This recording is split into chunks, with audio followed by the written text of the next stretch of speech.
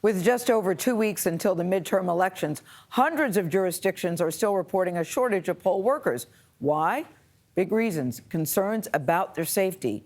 The FBI recently said that 7 states continue to see unusual threat levels against people who run the elections. That includes Pennsylvania, where Ed O'Keefe spoke to Philadelphia officials who are really racing to fill staffing gaps ahead of Election Day. He joins us now. Ed, I see why people are afraid. You see what's happening at the polls. Good morning to you. Yeah, Gayle, good morning. Good to see you. And they had to take a dramatic step here in the city of brotherly love by installing bulletproof glass at the place where they actually count the ballots on election night. Another example of the kinds of threats that workers are facing across the country at the polls. And with just 18 days to go, cities like Philadelphia are still looking for people to step up.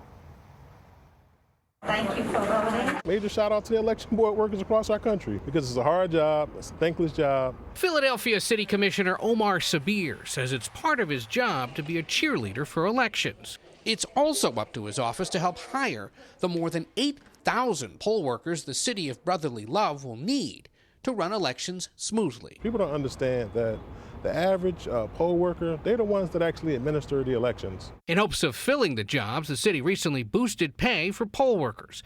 $250 to work more than 12 hours on Election Day, the first major raise since the 1970s, needed to address the growing challenges of the job. So when people say things like elections are fraudulent and things of this nature, it's really a slap indictment against America. A survey by the nonpartisan Brennan Center says nearly a third of elections officials know of at least one colleague who left the job in part because of fears for their safety, increased threats, or intimidation after the 2020 election. Al Schmidt is a former Republican city commissioner who stepped down earlier this year following repeated threats against him and his family, including threats to kill his children. Well, you don't expect one day to be responsible for running elections in a democracy and have to have police go with you when you take your kids sledding in the snow and when you go to the grocery store.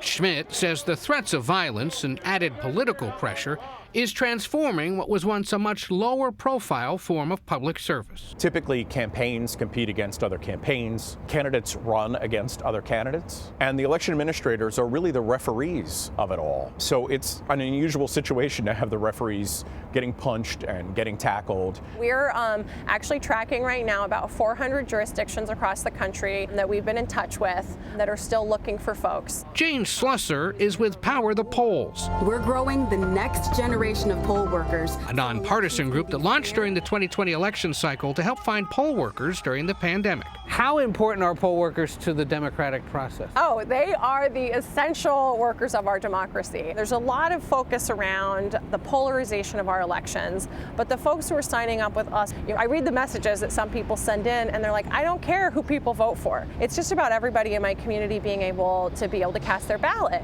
Forgive my cynicism, but those people still exist? They are signing up every single day, so they do still exist. But Schmidt worries if the current threat environment continues, it'll keep forcing out qualified election workers. The danger is that we'll lose experienced election administrators more than we already have, and they'll be replaced by either people with less experience, so more likely to make a mistake when administering an election, and doing it in an environment where any mistake is perceived as being intentional and malicious in some way. What do you think the guys that got together in that building back there would make of all this?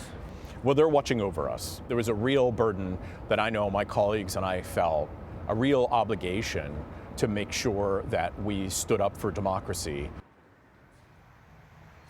Now, it's been just over a year since the Justice Department launched a new elections threats task force to look into threats against elections officials and those that work the polls. They're facing criticism, however, for so far just coming up with one conviction. The Justice Department tells CBS News it continues to actively investigate threats across the country to poll workers and expects to have additional prosecutions. Nate, but look, if you're someone who's young and interested, there are ways to get out there and volunteer, and there are cities across the country who need your help.